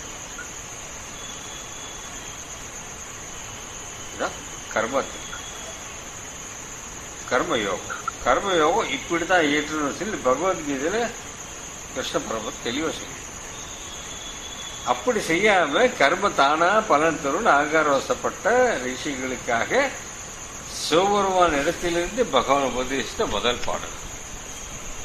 கண்மம் பயன் தரல் கர்த்தனது ஆணையால், கண்மம் கடவுளோ உந்தி பெற, கண்மம் சடவதால் உந்தி பெற. இரண்டாவது, வினையின் விளைவு விளைவுற்று வித்தாய் வினைக்கடல் வீழ்த்திடும் உந்தி பெற, வீடு தரநிலை உந்தி பெற. சேர்த்து எழுதியிருக்கு, பிரிச்சு சொல்றேன், பிரித்து புரிஞ்சுட்டு இருக்கு. வினையின் விளைவு விளைவுற்று வித்தாய் வினைக்கடல் வீழ்த்திடும் உந்தி பெற, வீடு தரநிலை உந்தி பெற. ஒரு காரியம் செய்கிறோம், அதான் வினைன்றது. காரியத்துக்கு மறு காரியம் வருது. நல்லது செஞ்சா நல்லது, கெட்டது செஞ்சா கெட்டது வருது. அதான் வினையின் விளைவு. Action and reaction. Every action has got its own equal and opposite reaction. Newton third law. வினையின் விளைவு, நம்ம செய்யற காரியத்தோட வினைகளோட விளைவு.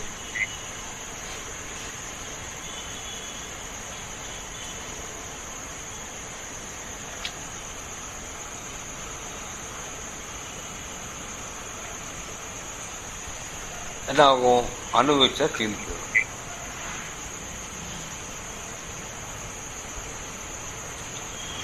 அப்புறம் என்ன ப்ராப்ளம்? அனுபவிச்சு தீர்த்துடலாம், நாட் பாசிபிள். ஏன் நாட் பாசிபிள்? வாசனை வாசனை வாசனைன்னு ஒரு பெருங்காய வாசனை இருக்கு, அது கூட இருக்கு. வினையின் விளைவு, வினையோட காரியத்தோட விளைவு விழிவுற்று முடிஞ்சிரும். விழிவுற்றுனா முடிந்து தீர்ந்து, ஆனா தீராது. எப்படி?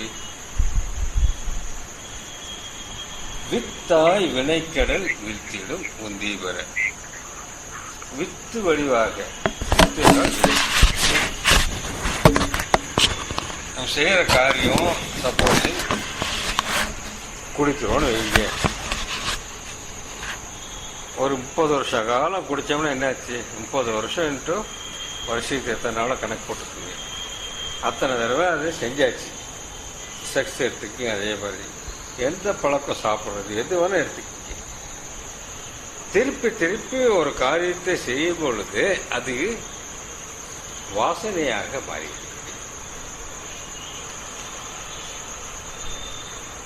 வாசனை வாசனை நீதான். இந்த வாசனை அழிந்தால் தவிர முக்தி கிடைக்காது. அதனாலதான் அதுக்கு பேர் வாசனாஷயம். வாசனைகள் முழுவதுமாக அழிக்கப்பட வேண்டும். வாசனைகள் அழிக்கப்பட்டால் மட்டுமே முக்தி, இல்லாவிட்டால் முக்தி என்பது கிடையாது. செய்யற காரியத்தோட பலனை அனுபவித்து தீர்த்துட்டோம், அதோட முடிஞ்சு போறது கிடையாது. ஏன் கிடையாதுன்னா, அந்த காரியத்தை நாம் திரும்ப திரும்ப திரும்ப திரும்ப திரும்ப திரும்ப செய்து அந்த வாசனையாக மாற்றிவிட்டோம். அந்த வாசனை வயப்பட்டு திரும்பவும் அந்த காரியத்தை செய்வோம்.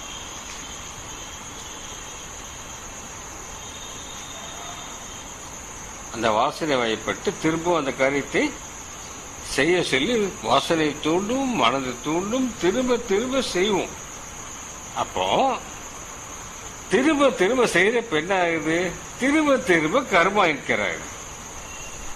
அந்த கர்மா கழிக்கணும். அந்த கர்மா கழிக்கிறப்போ அது திருப்பியும் வாசனையாகும். அந்த வாசனையினால் திருப்பி காரியம் செய்வோம். அந்த காரியத்தினால் திருப்பி பலன் வரும். அதனால திருப்பி வாசனை வரும். திருப்பி வாசனையினால் செய் கர்மம், அதன் விளைவு, இப்படி சுத்திக்கிட்டே இருக்கும். இப்படி வந்ததுதான் செக்ஸ். செக்ஸை பத்தி ஏன் அடிக்கடி சொல்றேன்னாக்க, செக்ஸ் தான் ஆதி பண்டை வாசனை. ஆதி பண்டை வாசனை புழுவா பிறந்து இருந்து நம்ம ஈடுபட்ட காரியம். எத்தனை கோடி ஜென்மங்கள் எடுத்து நம்ம அத்தனை கோடி ஜென்மங்கள் இனவருத்தி செய்கிறோம், பேர் வெளியிட்டு காமத்தில் ஈடுபட்டிருப்போம். அதை அழிக்கிறது அவ்வளவு சாதாரணம். இதுதான் வாசனை. செக்ஸ்லேருந்து ஒருத்தன் மீண்டுட்டானாக்க முடிச்சுட்டான் வேலையேன்னு அர்த்தம்.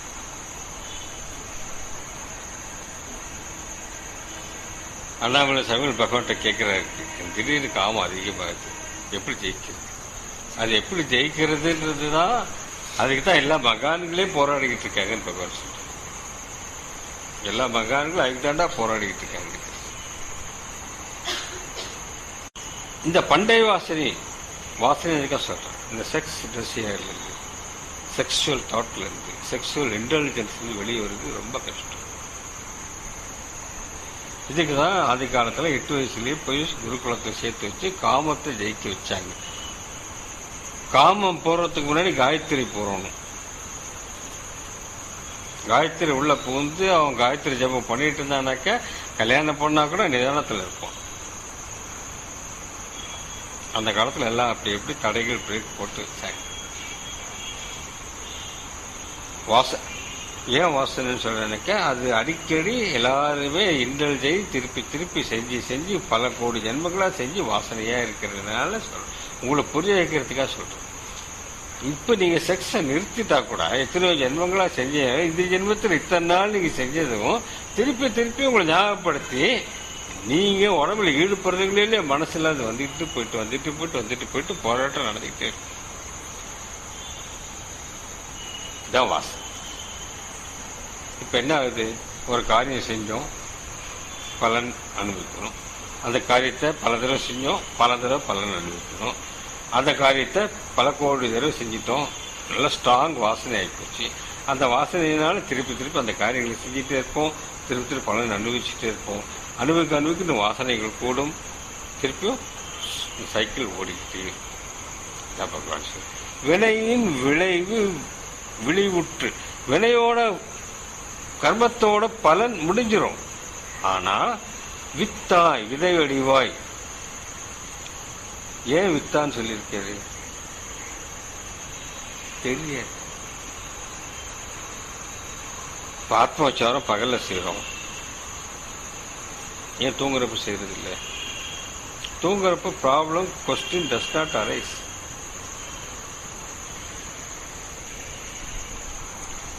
தூங்குறப்ப தியானம் பண்ண வேண்டிய அவசியம் இருக்கு. தூக்க நிலையை பத்தி ஏன் இப்ப பேசுறேன்னா, தூக்க நிலை எப்படின்னு கேட்டீங்கன்னா, இந்த வாசனைகள் வெறும் வித்தாக மட்டும் தங்கி இருக்கும் நிலை தான் தூக்க நிலை. முளைக்க முடியாது, அப்போ வெறும் விதையா இருக்குது. பகல்ல தான் முளைச்சி வரும். ராத்திரி தூக்கத்துல வெறும் விதை வடிவாக ஆத்மாவில் தங்கி இருக்கும். விதை வடிவாக தங்கி இருப்பதனால் அந்த நேரத்தில் அதை ஒன்றும் செய்ய முடியாது. பகல்ல தான் அது முளைச்சி வரும். முளைச்சி வர்றப்ப தான் வேரோட பிடுங்கணும்.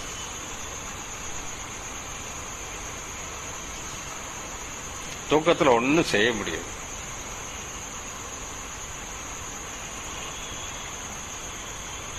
தூக்கத்தில் நம் வாசனைகள் விதை வடிவில் ஆத்மாவில் மூழ்கி கிடக்கிறது. அப்பொழுது நாம் எதுவும் அதை செய்ய முடியாது. பகலில் அது முளைத்து வெளிவரும்போது வேரோடு பிடுங்கி எறிவதுதான் பகவான் காட்டிய ஆத்ம விசாரம். கொஞ்சம் முளைச்சதுக்கு அப்புறம் பூண்டோட பிடுங்கி எறிவு. விதையில இருக்கிறப்ப ஒன்றும் செய்ய முடியாது. அதனால வித்தா இந்த வார்த்தை இங்க போட்டிருக்காரு. வினையின் விளைவு விழிவுற்றுன்னா முடிந்து, ஆனா முடியாம வித்தாய் வினைக்கடல் வீழ்த்தியிடம் உந்திக்கிற. வினைக்கடல் என்ன? திருப்பி கர்மான்ற கடல்ல தள்ளிக்கிட்டே இருக்கும். வினைக்கடல், கடல்ன்ற தீராத கடல், சம்சார சாகரம். வினைக்கடல் வாசனை வசப்பட்டுட்டதுனால திருப்பி திருப்பி திருப்பி அந்த வினை கடலை விழுந்து திருப்பி திருப்பி வினையாற்றி திருப்பி அந்த வினையோட பலனை அனுபவிக்கிறதுக்காக பிறவி எடுத்து திருப்பி வாசனை ஸ்டாங்கி காரியமாற்றி அதை பலனை அனுபவிக்க பிறந்து இறந்து போய்கிட்டே இருக்கும். வினையின் விளைவு வெளியுற்று வித்தாய் வினைக்கடல் வீழ்த்திடும். வினையாகிய கடல்ல நம்மளை தள்ளிடும். வீடு தரலிலே உந்தி. வீடுனாக்க மோட்சம், முக்தி தராது. எத்தனை ஹோமம் பண்ணுங்க முக்தி கிடைக்காது. எத்தனை தான தர்மம் பண்ணுங்க முக்தி கிடைக்காது. உடனே சுஸ்லாம கேட்பாங்க, தானம் பண்ணுன்னீங்க, இப்போ தானம் பண்ண முக்தி கிடைக்காதுட்டீங்க. இதெல்லாம் செய்யறது வேஸ்ட்ன்னு தெரிஞ்சுக்கிட்டு தான்.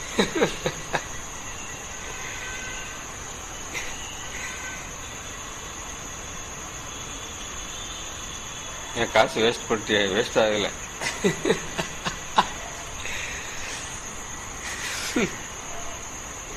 வீடு தரல, வீடு தராது. வினை காரியம் செஞ்சு முக்தி அடைவது சாத்தியமில்லை. காரியம் இழந்தால்தான், காரியம் நின்றால்தான் முக்தியை கண்டு, காரியம் செய்வதால் முக்தி கிடையாது. வீடு தரலில்லை. உனக்கு மோட்சம் வேணும் அப்படின்னா நீ காரியங்கள் கர்மங்கள் செய்யாது. பகவான் சொல்றாரு, எல்லாம் செஞ்சு ஓஞ்சி போய் ஏதாவது வழிகாட்டுக்கே அப்படின்னு வந்து நிக்கிறவன்ட்ட ஒரு குரு திருப்பி இதை செய் அதை செய் இப்படி செய் அப்படி செய்ன்னு சொன்னானாக்கா அந்த குரு தான் அவனுக்கு பிரம்மா, அந்த குரு தான் அவனுக்கு யம. இப்படி இதை செய் அதை செய்யறதுனால திருப்பி பறக்கிறது வழிபடுத்துறாரு.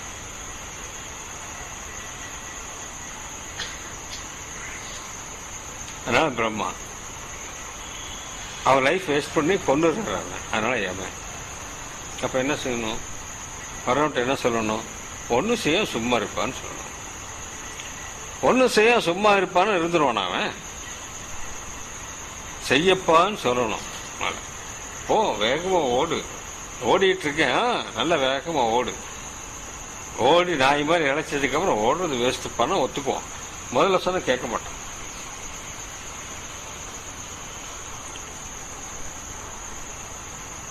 எடுத்த இடத்துல பகவான் ஆத்மா வச்சா 5 நிமிஷத்துல போதிச்சுட்டு போயிடுவேன். யாரும் செய்ய மாட்டீங்க. கேரண்டியா எழுதி போட்டு கையெழுத்துறேன்.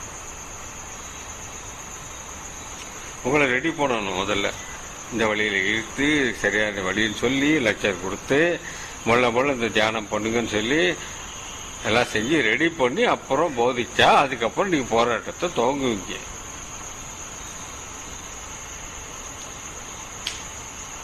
இல்லாட் போனாக்கா என்னை விட்டு திருவண்ணாமலை போயிடுவீங்க.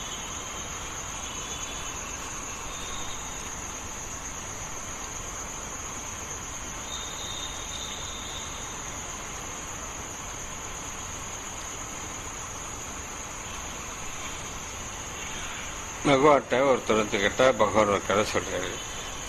இது ஏற்கனவே சொல்லியிருக்கேன், இருந்தாலும் சொல்றேன். இந்த பாட்டுக்கு மேட்சிங்க ஒருத்தன் பூஜை பண்ணிட்டு இருந்தான். ஒரு சாமிஜிட்டு போனான். நான் பூஜை பண்ணிட்டு இருக்கேன், ரொம்ப நல்லது, தொடர்ந்து செய், ஒரு 6 மாசம் செஞ்சுட்டு வந்து தீவிரப்படுத்து. 6 மாசம் கழிச்சு திருப்தி ஆயிடல சாமி. திருப்தி ஆயிடலையா? அப்ப என்ன செய்யலாம்? எல்லாரும் ஜபம் பண்ணுறான், அது ஃபர்ஸ்ட் கிளாஸ் ஐடியா. நீ ஒரு 6 மாசம் ஜபம் பண்ணிட்டு வா. 6 மாசம் ஜபம் போட்டு திருப்பேன். அதோட பரவாயில்ல, ஆனாலும் எனக்கு திருப்தி ஆயிடும். நான் இனி அப்பயே நினைச்சேன், நீ கேட்டதுனால சரிட்டேன். இப்ப என்ன செய்யலான் இருக்க? எல்லாம் தியானம் போட்டுன்றாங்க. அதுதான்ப்பா கரெக்டு. தியானம் தான் பெஸ்ட். நீனிலேருந்து ஒரு 6 மாசம் தியானம் பண்ணு, முக்தி தான் உனக்கு.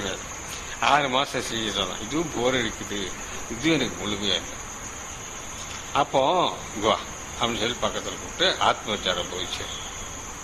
ஏன் சார் முதலே செஞ்சிருந்தாக்க 1.5 வருஷம் எனக்கு டைம் வேஸ்ட் ஆகிருக்காரு. இல்லை, நான் 1.5 வருஷத்துக்கு முன்னாடி சொல்லிட்டேன், நீ அப்பயே ஆன்மீகத்தை மூட்டை கட்டி நீ போயிருப்பேன். இதெல்லாம் வேஸ்ட்டுன்னு தெரியறதுக்கு தான்ப்பா செய்ய சொன்னேன். தெரிஞ்சதுக்கு அப்புறம் இப்ப நான் சொன்னா ஏத்துக்குவேன். முதல்ல சொன்ன நீ ஏத்துக்க மாட்டேன், நீ செய்ய மாட்டேன், எல்லாம் வீணா போயிருக்கும். நாம் செய்யும் காரியங்கள் எதுக்காக செய்யறது தெரியுங்களா? இது வேஸ்ட்டுன்னு தெரிஞ்சுக்கிறதுக்கு தான். நான் பேசுறதே வேஸ்ட்டுன்னு எனக்கு இன்னும் புத்தி வரல. அது வர வரைக்கும் பேசிட்டு இருக்கேன். அது வரைக்கும் நின்று நாம் செய்யும் காரியங்கள் எல்லாம் வேஸ்ட் தெரியறதுக்காக தான் நம்ம செஞ்சிட்டு இருக்கோம். சம்பாரிச்சு கடைசியில ஒரு நாள் சாவு வரப்போ இவ்வளவு கஷ்டப்பட்டனே இழுத்துட்டு போயிடுவோம். எல்லா பணத்தையும் பிடிங்கிட்டு பெத்த பையனே நெஞ்சில குத்துறப்போ அப்போ இவ்வளவு கஷ்டப்பட்டது இதுக்குதானா? எல்லாம் குடும்பம் நடத்தி மனைவியோடு நடத்தி மனைவிக்கு வேண்டிய எல்லா வசதிகளும் செஞ்சு கொடுத்து இவன் படுத்த படுக்கையானப்போ மனைவி யார்கிட்ட பேசிட்டு இருப்பா, தண்ணி கேட்டா வர இரு பேசிட்டு இருக்கல அப்படின்னு. அப்ப தெரியும் இதுக்குதான் இவ்வளவு கஷ்டப்பட்டோமா, இதுக்குதான் பொண்டாட்டி சோறு போட்டோமா, இதுக்குதான் இத்தனை வருஷம் ஓட்டி பார்த்தோமான்ட்டு. வீடு வரை உறவு, வீதி வரை மனைவி, காடு வரை வீடு வரை உறவு, வீதி வரை மனைவி, காடு வரை பிள்ளை, பிள்ளை கடைசி வரை யாரும். கண்ணதாசன் அனுபவப்பட்டு இதெல்லாம் வேஸ்ட்ன்னு தெரிஞ்சுக்கிறதுக்கு தான் நம்ம செஞ்சுட்டு சம்பாரிச்சு என்ன செஞ்சோம்? எதையும் எடுத்துட்டு போவோம். புதையல் காத்த பூதம் மாதிரி சேர்த்து வச்சு படக்கும். நீங்க சம்பாதிக்க சுத்தி இருக்கிறவங்க நல்ல விசாம அமைதியா இருப்பாங்க. சம்பாதிக்க நம்ம கிடைக்கும். நிறுத்தி பாருங்க, மரியாதை இருக்கு. பென்ஷன் வந்தா பொழைச்சோம்.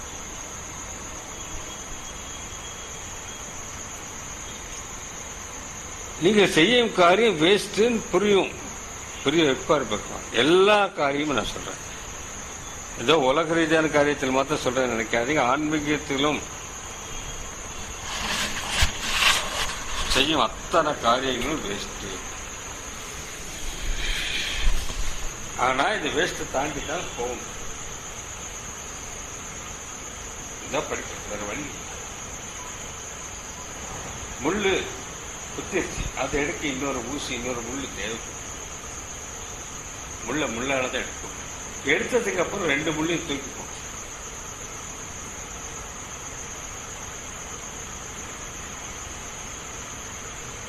முள்ளை எடுத்தப்புறம் இந்த இன்னொரு முள்ளை பத்திரமா யாரும் சேர்த்து வச்சுக்க மாட்டாங்க, எடுத்து போட்டு. எப்படியோ முள்ளை குத்திருச்சு, எப்படியோ மாயையில மாட்டிக்கிட்டோம், எப்படியோ மனுஷ ஜென்மம் எடுத்துட்டோம், எப்படியோ கர்மத்தில் மாட்டிக்கிட்டோம், பிராரப்தா இருந்து எப்படியாவது விடுபடணும். அது சொல்ற மாதிரி பாம்பு எப்படி சுத்திச்சுன்னு ஆராய்ச்சி பண்ணிட்டு இருக்காது. பாம்பு சுத்திச்சா முதல்ல பாம்புலேருந்து விடுபட பாரு, விடுபட்ட பிறகு மீறி இருந்து ஆராய்ச்சி, தேவைப்பட்ட ஆராய்ச்சி தான். மாயையை பற்றி அவர் சொல்றாரு. மாயைன்னா என்ன என்ன அனரோசனியம், அனரோசனியம் என்னன்னே சொல்ல முடியாது. அப்புறம் எப்படி பகவானே உனக்கு மாயில மாட்டிக்கிட்டே தெரியுது இல்லை, அது முதல்ல கழட்டி. பாம்பு எப்படி சுத்திச்சுன்னு ஆராய்ச்சி இப்போ தேவையில்லை. இப்போ பாம்பை கழட்டி தூக்கி எறிகிற பாரு, தூக்கி எறிஞ்ச பிறகு பாம்பு எப்படி சுத்திச்சுன்னு கேள்வி வந்தா பார்த்து வராது. ஏன்னா மாயே எப்பவுமே பிடிக்கல, எப்பவுமே பிரம்மமா தான் இருக்கும். எல்லாம் பண்ணி பல ஜென்மங்களா போராடி சாதனைகள் பண்ணி முடிச்சு ஜீவன் முக்தன் ஆகிறப்ப எப்படி திரும்ப தோணும்? எப்பவுமே இப்படித்தானே இருக்கும், இப்படிதான் தோணுமோ, எப்பவுமே இப்படிதானே இருக்கும். இதுக்கு தான் உட்காந்து இத்தனை சாதனை பண்ணுவான், அட பைத்தியக்காரத்தனமா இருக்கு.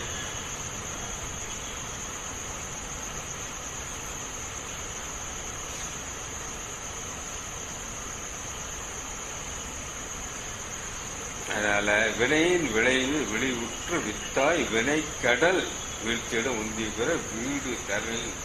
இந்த காரியங்கள் கர்மாக்கள் கஷேத்திராடனங்கள் தீர்த்தராடங்கள் தீர்த்தராடங்கள் என்னமோ பேசக்கூட வரமாட்டேங்குது.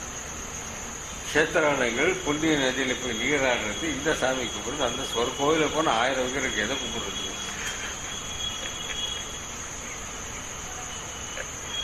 கும்பிட்டாமல் அது வேலை நடக்குதா? கவர்மெண்ட் ஆஃபீஸரை பெட்டரா இருக்கு, இவருக்கு இப்போ தேங்காய் படத்தை கொடுத்து ஒன்றும் நடக்க மாட்டேங்குது. ஏன் செய்யறோம்? நீ நடக்காதுன்னு தெரிஞ்சுக்கிறதுக்காக. ஒரு 1000 தடவை நீங்க ப்ரேயர் பண்ணி நடக்கல, ப்ரேயர் பண்ணி நிறுத்திடுவீங்க. எதுக்கு சும்மா அவர் தொந்தரவு பண்ணிட்டு? நம்ம செய்யற காரியங்கள் ஆன்மீக காரியங்களோட எல்லாமே வேஸ்ட் வேஸ்டம் அப்படின்னு தெரிஞ்சுக்கிட்டு அடுத்த போக முடியும்.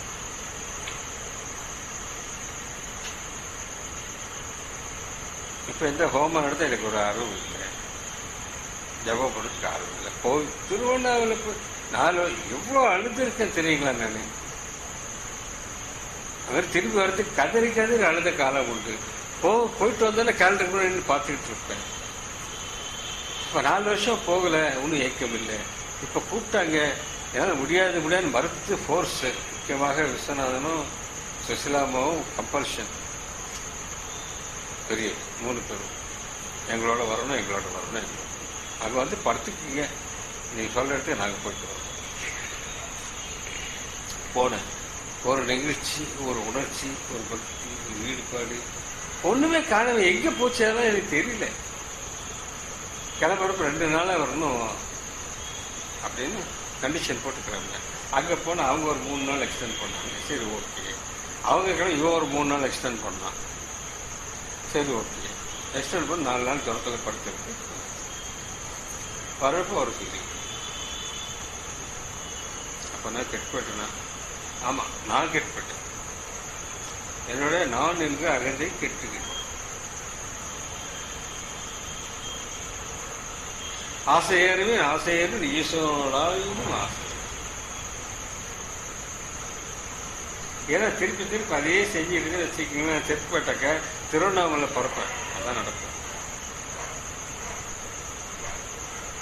அண்ணாமலை சாமிகள் பகவானை கேட்கிறாரு, பகவானே எனக்கு சின்ன ஆசை, என்னப்பா, நான் ஒரு சின்ன யாரும் டிஸ்டர்ப் பண்ணாலும் சின்ன குகமாக இடத்துல இருக்கணும், எப்போ 24 ஹவர்ஸும் தியானத்திலே இருக்கணும், எனக்கு அதுக்கு சொல்ப ஆகாரம் மாத்திரம் கிடைக்கும். எவ்வளவு உயர்ந்த ஆசை நமக்குலாம் அப்படி இருக்கா? இது வேணும், அது வேணும், சிப்ஸ் வேணும், அது வேணும், அப்பளம் வேணும். அதுக்கு பகவான் சொல்றாரு, இந்த மாதிரி ஆசையெல்லாம் வச்சுட்டா பல ஜென்மங்கள் எடுக்க வேண்டியிருக்கும்.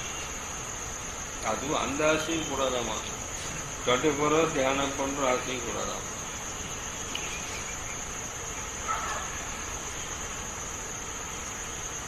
போன சத்சங்கத்தில் பார்த்தவர் எவ்வளவு உயர்ந்த லட்சியமுடைய உன்னத ஆசையாக இருந்தாலும் ஆசையேற்று ஒன்று பட்டுவிட்டால் துன்பத்தை தராமல் போகாது மகாசங்கரம். அதனால வீடு தராது கர்மம். அப்படாக்க கர்மத்தை விட்டுடலாமா? விடக்கூடாது, விடக்கூடாது. எப்படி செய்யணும்? நிஷ்காமியமா செய்யணும். நான் செய்யணும் என்ன செய்யணும். அப்ப அப்படி செஞ்சிட்டு இருக்கலாமா? கூடாது. என்ன இப்படி சொல்லிட்டே போனா எப்படிங்க நீங்க? எப்படின்னா நீங்க விட வேண்டியதில்லை, அது விட்டுப்போம்.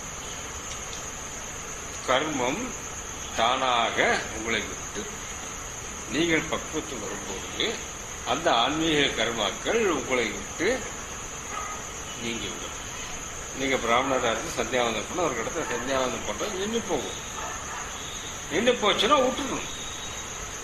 இல்ல குலம் ஆச்சாரப்படி நான் பிராமண குலத்துல பிறந்து கடைசி வரைக்கும் நான் பண்ணிட்டே தான் செத்து போவேன்னு செத்துதான் போனவங்கிட்ட மோட்சம் கிடைக்காது.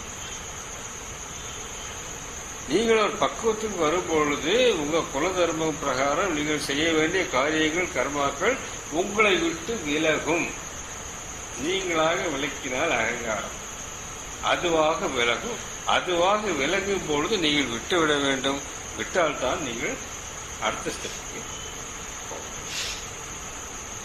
நீங்களா விட்டா அதுவா விட்டு போறப்போ விடாப்பிடியா பிடிக்காது. சாஸ்திர வாசனை இதை செஞ்சு அதை செஞ்சு பழக்கம். நான் இத்தனை வருஷம் முருகரை கும்பிட்டுட்டேன். முருகரை கும்பிட்டு கோச்சுக்குவாரு. இன்னும் கோச்சுக்கிட்டேன். முருகரே நீதான்.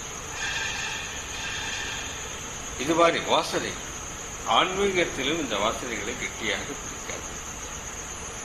பகவான் வழியில் சென்றீர்கள் என்றால் சத்தியமாக நீங்கள் ஆத்மாவதாரம் செய்யும் பொழுது எண்ணம் வழியும் எண்ணத்திற்கு மூலமாக நான் என்ற அகந்தைகளையும் நான் என்ற அகந்தைக்கு ஆதாரமாக வித்து வடிவாக இருக்கும் வாசனை அழியும். எப்பொழுது வாசனை முழுவதுமாக நீக்கப்படுகிறதோ அப்பொழுது நீங்கள் ஜீவன் முக்தனாக இருக்கிறீர்கள். அந்த வாசனைகள் முழுவதுமாக அழியும் வரை ஆத்மவிசாரம் செய்ய வேண்டும். இது பகவான் வாசனையின் விளைவு விழிவுற்று வித்தாய் வினைக்கடல் வீழ்த்திடும் உந்தீபர வீடு தரலிலை உந்தீபர. நான் செய்யும் காரியங்களோட பலாபலன்கள் அதை அனுபவிப்பதால் கர்மவாசப்பட்டு அனுபவிப்பதால் தீர்ந்துவிடும். ஆனால் வாசனை வைத்தால் மீண்டும் மீண்டும் கர்மங்களை ஏற்றுக்கொண்டே இருப்போம். அதனால் கர்மம் வீடு தராது என்பது